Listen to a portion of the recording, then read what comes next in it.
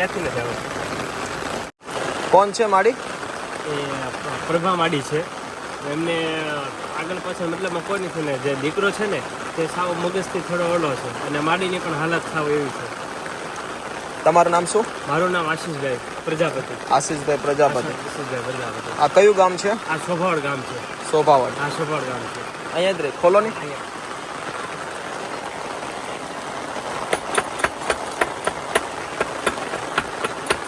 तो दोस्तों अभी हम लोग हैं तड़ाजा के पास से एक छोटा सा गांव है शोभावड़, वहाँ पे आए हैं और यहाँ पे एक दादी माँ है जिनका वीडियो हमें मिला था और उनका जो लड़का है ना वो मानसिक रूप से बीमार है और दादी माँ की उम्र हो चुकी है और बहुत ही परेशानियों के साथ यहाँ पे जी रहे हैं.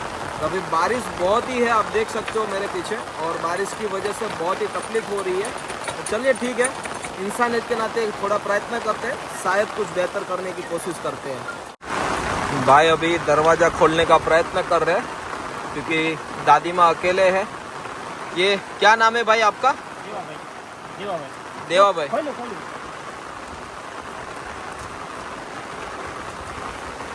सीताराम माड़ी खोलो नहीं. બહુ હાલત ખરાબ છે મારી, બહુ હાલત ખરાબ છે મારી. આ એકલા જ રહી છે. અરે બાપ રે બાપ. આ એમનો ખાટલો છે? આ ખાટલામાં રહીશ? अब सीधे करना को. दोस्तों एक घर की हालत तो एक बार आप देखिए, शायद मुझे लग रहा है कोई नहीं रह सकता. આ લાઈટ બાઈટ તો કઈ છે જ નહીં, પંખા ને એવું નથી. હે માડી? લાઈટ નથી. લાઈટ નથી. આ હાથે શું થયું છે તમને? આજે શોર્ટ આવી ગયો છો. શોર્ટ લાગી ગયો તો? શું નામ છે તમારું? પરભાબેન. પ્રભાબેન. પ્રભાબેન કેવા? પરભાબેન પરમાર. પરમાર છે માં? પરમાર એ બાબરભાઈ. અચ્છા, તમારા કોઈ પરિવાર કે કોઈ નથી? નથી. તો અહીંયા એકલા જ રહો છો? હા.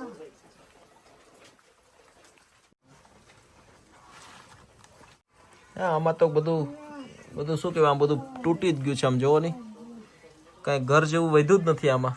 માડી ક્યાં અહીં પાછળ રહી?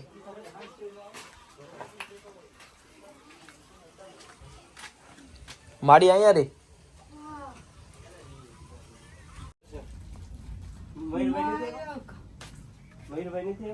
તો માડી આવી પરિસ્થિતિ કેમ થઈ ગઈ તમારી? પછીથી થઈ ગઈ. કોઈના ડેરા મૂક્યા. શું કહો છો? અડધા ગામના જન્મમાં માડી કરાવેલા છે બાળકના બધાના, અને મારો જન્મ પણ અહીં જ કરાવેલો છે. પણ એની પરિસ્થિતિ એટલે એવી ખરાબ છે ને અત્યારે કે રહીએ કેમ નથી અને આગળ પાછળ કોઈ છે નહીં. બરોબર.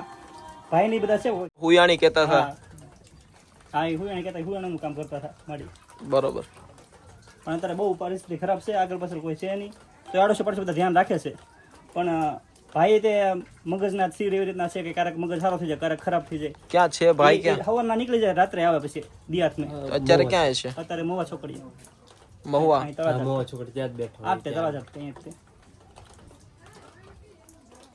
जो ने બધો ઘરનો કચરો બધો ભેગો કર્યો છે. तड़ाजा के पास शोभावड़ करके गांव है. यहाँ पे पिछले काफ़ी सालों से एक माँ और उनका एक बेटा है जो मानसिक रूप से भी बीमार है और बहुत ही बुरी हालात के साथ यहाँ पे अभी रह रहा है. मुझे लग रहा है कि ये हालात देखिए, यहाँ पे उनकी घर की स्थिति, ये यहाँ पे वो सोते हैं और बस इसी हालात के साथ अपना जीवन का गुजारा करते हैं. એ ભાઈ પણ અહીંયા જ તે એમને આખો દિવસ જો એ છે ને, એ પોતાની આ જગ્યા ઉપર નહીં અહીંયા રહે અને બધી જ વસ્તુ ત્યાં છે ને, ઉઠવું બેસવું બધું અહીંયા જ. હોસ્પિટલમાં જવું હોય તો એ બધું અહીંયા ને માડીને પણ અહીંયા, કારણ કે આગળ પાછળ કોઈ છે નહીં, એમને કોઈ સેવા કરે એમ છે નહીં. તો એમની માનસિકતા કેમ આવી રીતે થઈ ગઈ છે? એમને પહેલેથી ને જેમ છે. અને એક જે બીજો એમનો દીકરો તો એ પણ એમના મગજને લીધે એ પણ કંઈક જતો રહ્યો છે, એમને પણ નથી ખબર ક્યાં છે. અચ્છા, એ રીતે છે. એમને માડીને આગળ પાછળ કોઈ સેવા કરે એમ નથી. ગામ લોકો અમે જ્યારે ટાઈમ રહે ત્યારે અમે લોકો આવતા રહીએ. बराबर. और उनके कोई देरिया जेठिया कोई नहीं है. यहाँ पे उनका घर की स्थिति ये देखिए आप, पूरी तरीके से खंडर बन चुका है और ये ऊपर का जो नलिया वगैरह जो छत है वो भी पूरी टूटी हुई है, अंदर भी बहुत पानी पड़ रहा है, क्योंकि बारिश के मौसम में इतने गंदे हालात के साथ रहना मतलब बहुत बुरी बात होती है, हो सकती है। अभी यहाँ पे हर जगह पे संडास भी है, संडास छो સાપ પણ અહીંયા રે પણ ખબર આની અંદર एक घर की उनकी स्थिति आप एक बार देखिए, हर जगह पे बिखरा हुआ सामान है, कोई चीज़ का ठिकाना नहीं है। यहाँ पे भी देख सकते हो आप, मेरे को लाइट करनी पड़ेगी।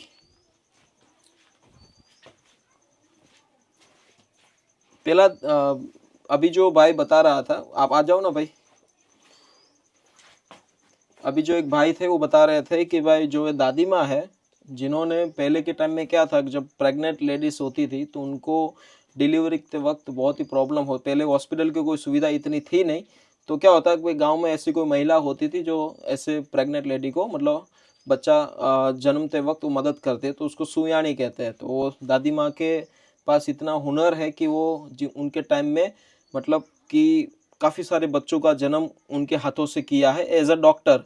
जो पहले की जो हमारी डोसी शास्त्र कहते हैं हम, डोसी विद्या, जो बहुत ही जानकार है। दादी સીતારામ, લો હું ત્યાં આવું છું, આ બેસો ભાઈ, અહીંયા આવો તો, આમ પકડી રાખો તો। શું નામ છે માડી તમારું? પ્રભાબેન પ્રભાબેન, તો માડી આવી સ્થિતિ કેમ થઈ ગઈ? આમ કેમ આવી રીતે રહો છો તમે?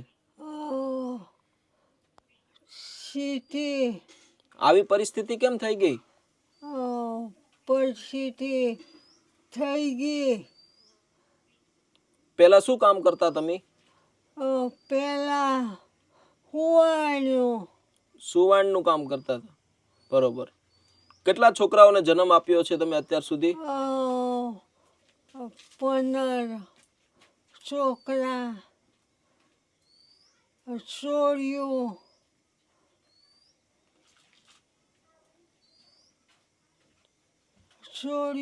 કેટલી ઉંમર છે તમારી માડી?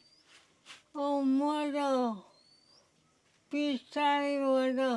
45 વર્ષ જ થયા છે, બરોબર। થોડુંક ઓલું છે, બાકી એમના પોણા ગામને એને જન્મ એમને જ અપાવ્યો છે, અને પોણા ગામને એમને જન્મ અપાવ્યો છે, અને 70 વર્ષ એમની ઉંમર છે। હા, બરોબર છે। મારી હારે આવું છે તમારે? હે? પણ તમારો દીકરો નથી માનતો એવું કહે છે? દીકરો નથી માનતો તો એને મનાવો નહીં તમે? મનાવી આવું છે અત્યારે મારી હારે તમારે? નહીં, તો ક્યારે આવવું છે? 2 દિવસ પછી। 2 દિવસ પછી? अच्छा। दादी माँ कह रही है कि क्योंकि उस घर से उनको लगाव हो गया, मुझे ऐसा लग रहा है, क्योंकि काफ़ी सालों से यहाँ पे रहना और ऐसे घर पे छोड़ के चले जाना हर एक माँ को मतलब प्रॉब्लम हो सकती है। बट चलो ठीक है, कोशिश करते हैं। अभी उनका बेटा गांव में कहीं पे घूम रहे हैं तो उनके साथ बातचीत करते हैं, क्योंकि वो भी थोड़े मानसिक रूप से बीमार है, बहुत ही हालत ख़राब है। तो आप अंत तक देखिए, क्या कुछ कर सकते हैं, बेहतर करने की कोशिश करते हैं। આણંદમાં થઈ જાય પણ એમને સ્પેશિયલ તમારે ત્યાં ગોઠવવું પડે, બરોબર? હા, કેમ કે અત્યારે એમના દીકરા ક્યાં મળે? ઈ છોકરી આવી તેદી ગયા હતા, તેદી પાછા મળ્યા નતા 2 દિવસ। હે માડી, આવું જ તમારે? હે તમારા દીકરા દીકરા દીકરા નથી, તમારે એક દીકરો શું કિસ્સાભાઈ છે। દીકરો તમારા દીકરા સાથે આવું છે કે એકલા ના આવું છે? એકલાને નથી આવવું, દીકરા સાથે આવું છે, કાંઈ વાંધો નહીં। એમનું છે ને ગઠપણ છે અને ખાલી ખોટા આપણે લઈ તો મને લઈએ જેવી દસ કઈ છે, જો આપણે આ નોખા પાડવામાં આવી તકલીફ કે ઓલા ભાઈ રે હોય તો અને એક પછી તો પ્રોબ્લેમ થાય। આ મારી જો બે સમજે ને તો કામનું નહીં સમજે તો નહીં જ, જો કે સમજતા હોય તો આવી સ્થિતિ ના હોય એની, એટલે એમની પરિસ્થિતિને લીધે જ હેરાન થાય છે।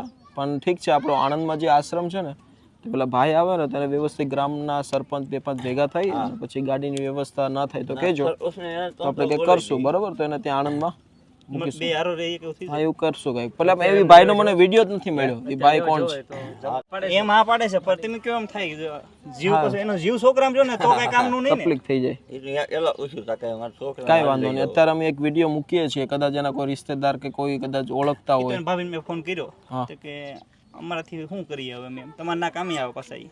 અને એને એક વિડીયો મને મોકલો પેલા દીકરાનો હમ. કે એનું શું કેવું છે શું, કેમ કે મેં જોયા જ નથી એ ભાઈને. એમ નોર્મલ પછી ક્યાંક થાય ને તારી ગાળું ને એવું બધું બહુ બોલ્યા કરે, હા બાકી એવું કાંઈ નહીં. એને આમ વાત કાંઈ વાંધો નહીં, પણ એની વ્યવસ્થાને લીધે કદાચ એવું હોઈ શકે અને આપણે કંઈક દવા વચમાં શરૂ કરી છે ને તો હાવાર થઈ ગયા હમ હમ. મગજની દવા શરૂ લે ને તો થઈ જાય છે. કરશું કંઈક, ચાલો નહીં મને કયો તમે. જોડે તો જો કે 2-3 દી પહેલા પણ આવ્યા હતા ને તારે માડીએ કીધું 2 દિવસ પછી આવજો તમે. પાછા 2 દિવસ પછી આવ્યા, પણ અત્યારે દીકરા એમના હાજર છે નહીં. અને આપણી જે રીતની વ્યવસ્થા છે આણંદની અંદર જે સોશિયલ મીડિયા આશ્રમ નગરપાલિકા સાથે કામ કરીએ છીએ તો ત્યાં આપણે વ્યવસ્થા કરી શકીએ બંને મા દીકરાની સાથે, કેમ કે એકલાને આમથી આમ કરવાથી કોઈ મતલબ નથી, કેમ કે દીકરા સતત ના જ પાડે છે ને હું સેવા એ તો કરું. ના જ પડે છે. હું જીવું છું તો ત્યાં જ રહેશે એમ. દીકરા એવા જિદ્દી છે. આ જીદી છે, કાંઈ વાંધો નહીં, પણ એને સમજાવવાની કોશિશ કરશું આપણે, બીજું તો કંઈ કરી ના શકીએ કઈ ના કરે. કેમ કે એનું ઘર છે, મકાન છે, એટલે એનામાં જીવ એનામાં હોય. દીવે ડરે ડરે છે. વાંધો નહીં માડી, તમારા દીકરા આ પાડશે ને પછી લઈ જશું હો ને, કાંઈ વાંધો નહીં. એમને દરરોજ ટિફિન ને તો આવે જ છે ને, काई वांधो. तो दोस्तों अभी सोभावड़ गांव में कोशिश करने की यही ट्राई थी कि भाई चलो कुछ बेहतर करें, और दादी माँ और उनका बेटा जो आपने आगे वीडियो में देखा किसी परिस्थिति में रह रहे, और गामना लोग પણ એવું કહેતા હતા કે પોતે શું કે હુવાણી છે ને, હા પેલા હુવાણી હતા, સુવાણી, હા, કે જે બહુ સેવા, મતલબ ઠીક છે એમનો ભગવાન એને આ પરિણામ આપ્યું પણ એના કર્મને આધીન છે બધા લોકો, પણ ઠીક છે અમે પ્રયત્ન જારી રાખશું અને 2-3 દિવસ પછી કયો અમને કરશું, પાકો મોકલજો. તો આપણે આણંદ માટે અમે નીકળીએ છીએ, જેના થકી એનું કંઈક બેહતર કરવાની કોશિશ કરશું 2-3 દિવસમાં, જોઈએ પછી શું થાય.